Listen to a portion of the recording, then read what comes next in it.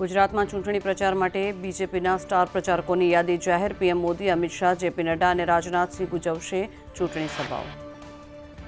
સીએસડીસી લોકનીતિ 2024 pre pole સર્વે મુજબ ચૂંટણીમાં કોઈ જ મોટી ઉથલપાથલની સંભાવના નથી.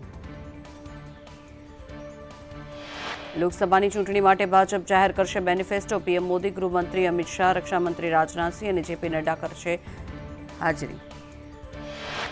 ચૂંટણીની અસર 71 વોન્ટેડ આરોપીઓ ઝડપાયા. 17,469ની અટકાયત કરવામાં આવી. ચૂંટણીમાં ગુનાહિત તત્વો સક્રિય બનતા રોકવા પોલીસની કાર્યવાહી.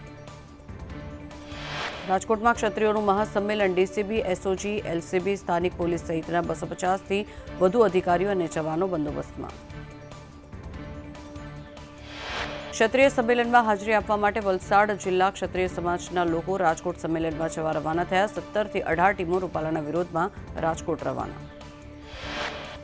રાજકોટમાં ક્ષત્રિય કાઠી સમાજના આગેવાનોએ બેઠક યોજી. કાઠી અગ્રણી પ્રતાપભાઈએ કહ્યું, કાઠી ક્ષત્રિય સમાજ રાજપૂત સમાજની સાથે છે.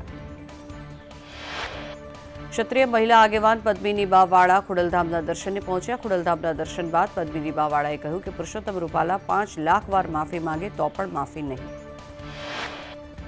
15 એપ્રિલથી 3 તબક્કામાં કોંગ્રેસ ઉમેદવારોની શક્તિ પ્રદર્શન સાથે ફોર્મ ભરાશે. 15 એપ્રિલે બનાસકાંઠાથી ગેનીબેન ઠાકોર, સુરેન્દ્રનગરથી રિત્વિક મકવાણા ફોર્મ ભરશે.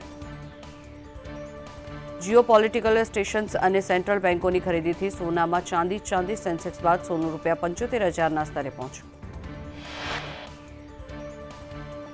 રાજ્યમાં ગાજવીજ સાથે સામાન્ય વરસાદની આગાહી. બનાસકાંઠા, સાબરકાંઠામાં વરસાદની આગાહી કરવામાં આવી. ઇઝરાયેલના જહાજ પર તરાપ. ઈરાને 17 ભારતીય ક્રૂ સાથેનું જહાજ જપ્ત કર્યું. દિલ્હીમાં રાજદ્વારી ચેનલો મારફત ભારતીય ક્રૂ મેમ્બર્સની મુક્તિ માટે પ્રયાસ શરૂ.